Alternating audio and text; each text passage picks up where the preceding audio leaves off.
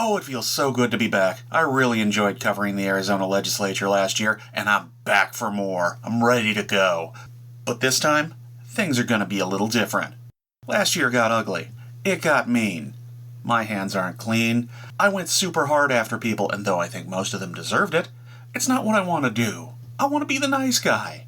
Hawaiian shirts, shooting the breeze on the internet talking about government policy. Maybe I'll even fire off a few finger guns. Pew, pew, pew, pew, pew, pew, pew. So out with angry 2024 history sock, in with Namaste 2025 history sock.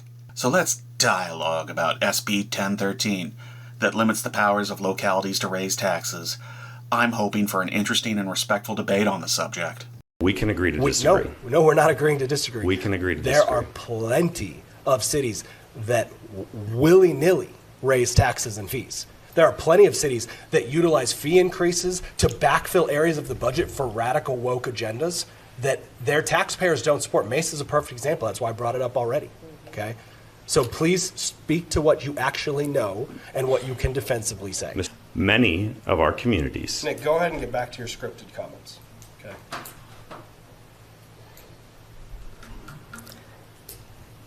Respectfully, our communities attempt to avoid raising tax and fees. They do not. And those responsibilities are going to require fee increases. And this bill doesn't eliminate the ability to do that. Mr. Chair, will you kindly not interrupt the speaker? I'd like to hear his argument from beginning to end without interruption. Senator Kuby, you're not recognized right now. Thank you.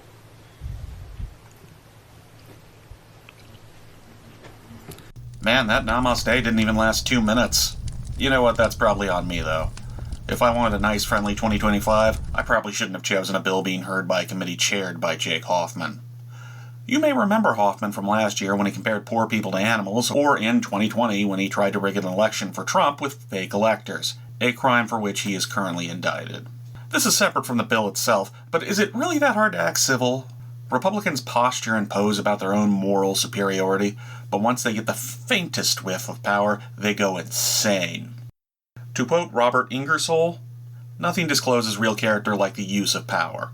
It is easy for the weak to be gentle. Most people can bear adversity, but if you want to know what a man really is, give him power." So giving Jake Hoffman power gives us the best view of who he really is. And that person is an asshole. Yes, not a new observation, I know.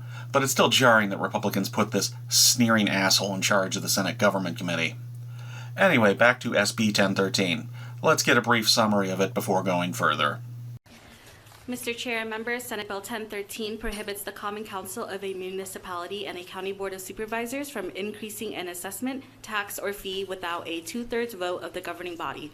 The bill also declares a regulation of increases in municipal or county assessments, taxes, and fees to be a matter of statewide concern and preempts further regulation by a municipality or county. Thank you, intern. Okay, so simple enough, it imposes a requirement of a 2/3 majority on city and county governments for increasing fees and taxes. Okay, so how would that affect how things are currently done? Now, I'll be honest, I think as I've watched I was kind of tallying some of the local votes, council votes. A lot of them, the vast majority of them end up being unanimous or 2/3. That was Warren Peterson, Senate President and sponsor of the bill, explaining proudly that his bill would have almost no effect. Okay, so if most votes are unanimous, then what the hell's the point of the bill? I regularly hear Republicans whine and complain about too much regulation, and now they are proudly declaring their intent to add further red tape that is apparently not needed. For those of you looking for a more sane explanation, don't worry, Mr. Acts Like an Adult has you covered. You know, as somebody who served on a council, it is very common, and in fact, the vast majority of municipal votes across the state end up as unanimous votes.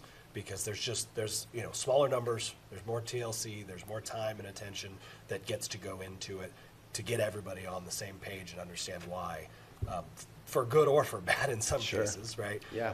But yeah, that's definitely a point well taken that they are often used. Mr. Chair, to that point, then why do we need the bill? What problem is it fixing? Well, I think, look, this is my opinion, and I won't presume to speak for President Peterson, but, we have always been, as a nation since our founding, we have been govern to protect the minority, right? And so when you have a differing of opinion, when a subset of that community has elected someone who does have a differing opinion, that is actually a very healthy thing to be able to, require the process to involve convincing that person, right? I'm sorry, what? We've been governed to protect the minority since the founding of the U.S. That's absolute nonsense and poppycock. Unless we've been defining minorities as the top 10% of Americans in wealth, then no, the U.S. has not been governed to protect minorities since the founding. By the way, happy Martin Luther King Jr. Day in Arizona. In case you need the joke explained, Martin Luther King Jr. was an African-American leader who helped lead a protest movement that helped get civil rights for African Americans. This has led to him having an honored place in American society, including his own holiday in January. In Arizona, a Democratic governor established it as a state holiday in 1986 after a Republican legislature refused to make it a state holiday. However, a Republican won the next gubernatorial election and overturned the whole thing because Republicans didn't like people having that many paid days off. Allegedly. The whole thing was a massive debacle that made Arizona look like garbage, losing at the 1993 Super Bowl and causing massive problems for the 1991 Fiesta Bowl. And I don't want to spend too much time explaining this joke, but you need to understand, Arizona was a pariah for this. And the 91 Fiesta Bowl is just amazing, so I'm going to go into a little bit. To begin with, the first two teams invited said no, because the whole not having a Martin Luther King Jr. Day was so toxic. How toxic? Ole Miss wasn't even asked to participate, and even they said they probably wouldn't because of the whole thing. Yeah, the same Ole Miss where there was a riot to prevent integration thought Arizona was being a little too racist for them. Then there were rumors the Fiesta Bowl would be moved to San Diego. For the game itself, the teams had patches that said, "The dream lives on." Then, in case the message hadn't been subtle enough, the halftime show was dedicated to honoring Martin Luther King. It was a whole thing. So happy Martin Luther King Jr. Day, Arizona, because Jake Hoffman thinks the U.S. has always been about protecting minorities from the beginning. Back on topic, it is rather amusing that Republicans have finally found a minority that they can rally around. It's people who can't win votes based on majority rules. Get it? It's a joke about the Electoral College. Anyway, Hoffman says it's to protect minority rights, which, okay, sure, if that's the lie you want to go with, but that doesn't make any sense either. Peterson said that most of tax-raising votes were unanimous. If there is unanimity, there is no minority, only unity, so that still doesn't make any sense.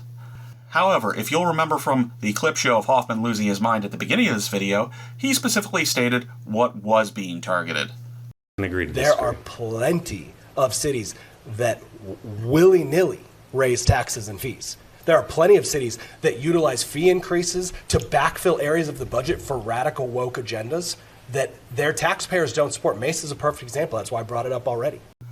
So yes, this bill is actually important regardless of whatever lullaby of an explanation Senator Peterson gave, because Senator Hoffman seems to believe it will have a huge effect. He's even pointing to a specific city and town where it will have an effect, Mesa. So what kind of effect? Let's zoom out on the 2/3 requirement in the bill. That's already been in place at the legislative level for a while, so what kind of effect has it had? Well, thankfully, Senator Sundaresan asked the sponsor of the bill about that and got the very direct and obvious answer. You mentioned that this doesn't actually prohibit those fees or fines or or taxes from being increased, but in practice, since that has been the case, since this requirement of 2/3 of a vote for raising taxes has been the case for the legislature, how often has the legislature actually been able to do something like raising revenues needed? I've only been in the Sure. legislature for Yeah. 2 years, so Yeah. what's your experience been? Well, the last one I remember was the sales tax increase. It was actually before my time, just before I was elected. Peterson's been in the legislature since 2013, 12 years ago, so if the legislature hasn't done it since then, it's essentially been a lock on the ability of state government to do that. The supermajority requirement in the legislature has accomplished the Republican goal of ending tax hikes, which should be obvious to anyone with eyes, but clearly Republicans want to pretend that isn't it. It's minority rights. Am I right? All of that being said, localities were still able to raise taxes to improve services, particularly in Democratic strongholds. So this is the Republican legislature's effort to stymie any raising of revenue by eliminating the power of local authorities to do that. They justify this massive overreach by claiming that they are the sole body of government in the state and the only one that matters. If you think I'm exaggerating, please allow Jake Hoffman to pontificate about the subject. So, local government, just to be very clear, local government is the legislature. Okay, the legislature is local government. Cities and counties are political subdivisions of the state. School districts, okay, everything below the legislature, they're political subdivisions of the state. They exist because we all allow them to exist, because our statutes and or our Constitution allow them to exist. Okay, so when we talk about local control, what we actually are talking about is the House and the Senate. That is the proper place for local control. Stupid question, but if you are convinced that you are the only authority in the state, why don't you just run local governments? You don't need local elections. That's what state legislative elections are for.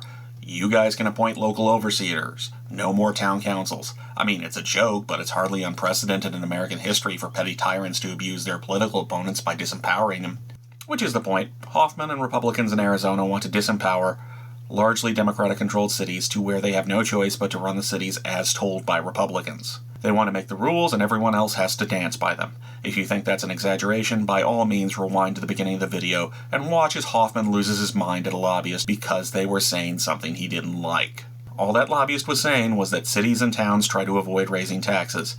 Then Hoffman lost his mind. I think Ms. Kuby, Mr. Kavanaugh, Mr. Hoffman know this, that cities and towns attempt to avoid, at any turn possible, raising revenues by raising taxes. I'm just going to stop you. That's patently false. That's absolutely false. I can tell That's you absolutely that, false. When was...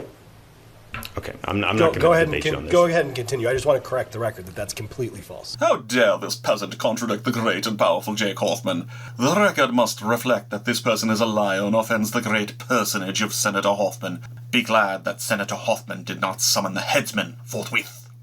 Now, it's obvious that legislative Republicans believe that cities and counties are not autonomous units of government.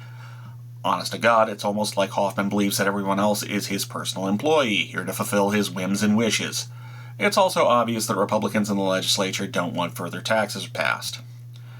But the impulse to remove the levers of power from local Democratic hands of control is much more worrying, though. Like, it's pretty hard for Democrats to win power at the legislative level in Arizona, but cities and counties are a different story. Places like Phoenix and Tucson can be won and controlled by Democrats. Republicans don't like that and are trying to make it impossible for these places to be governed by Democrats, essentially ending the ability of Democrats to govern, period. The removal of the taxing power is indicative of that. Now, you may be wondering why localities need to tax. Fun answer. Remember when I showed you Warren Peterson's answering a question when the last time the legislature raised taxes? Well, he goes on to talk about how that ended up affecting the budget.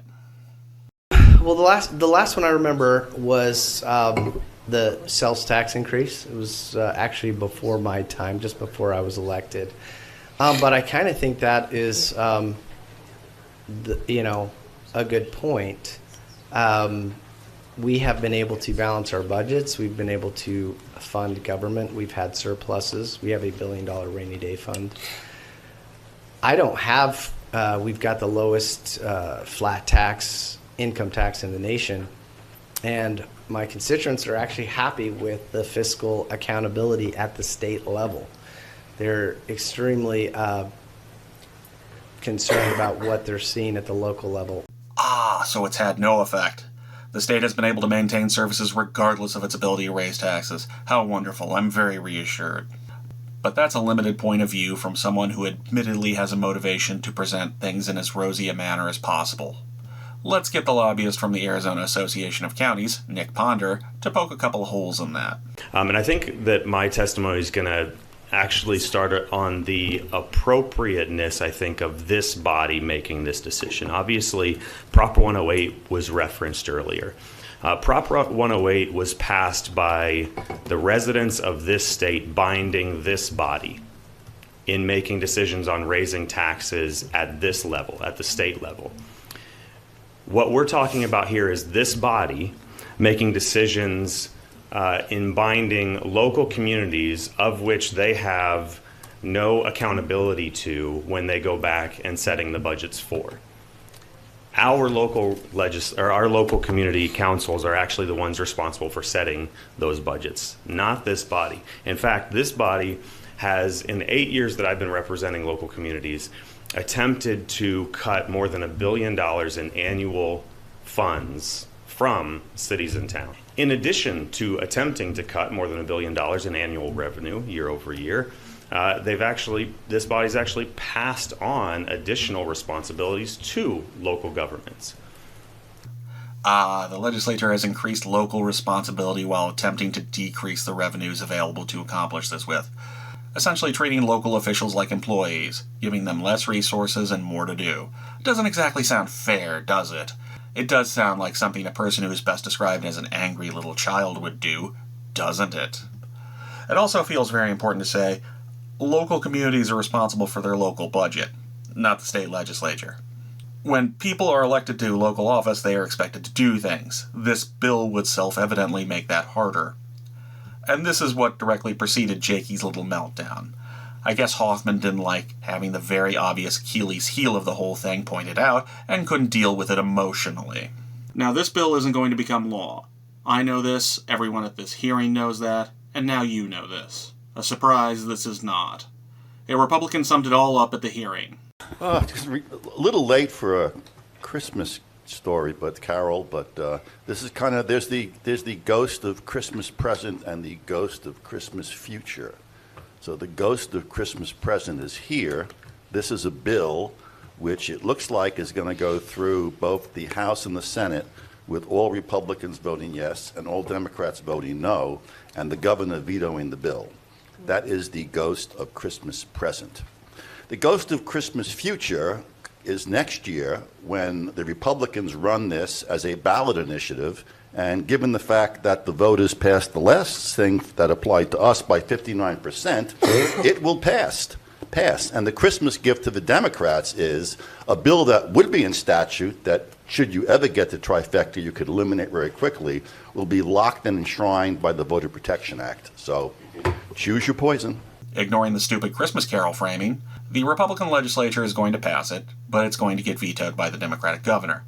But legislative Republicans are going to put it on the ballot, and the public is going to finally enshrine it in the Constitution, thus making it law regardless of what happens. I agree with most of that chain, except the final link. I don't think there is any guarantee that the public is going to pass this particular law. Of course, I could be wrong on that. Hey, how did Props 133 through 138 do on the ballot in 2024? Ooh, that doesn't look good. Guess the public isn't exactly rubber stamping you. Now, that wasn't all of the propositions put on the ballot by the legislature, but that was a majority of them. Of the 11 measures put on the ballot by the Republican legislature, only 4 actually managed to squeak through. So no, not a guarantee by any means. But this bill is not the end of this. Republicans will be looking to restrict local government coming up in 2026, so something to keep your eyes on in the future. I'm History Sock, and I'll see you at the next committee hearing, and happy Martin Luther King Jr. Day.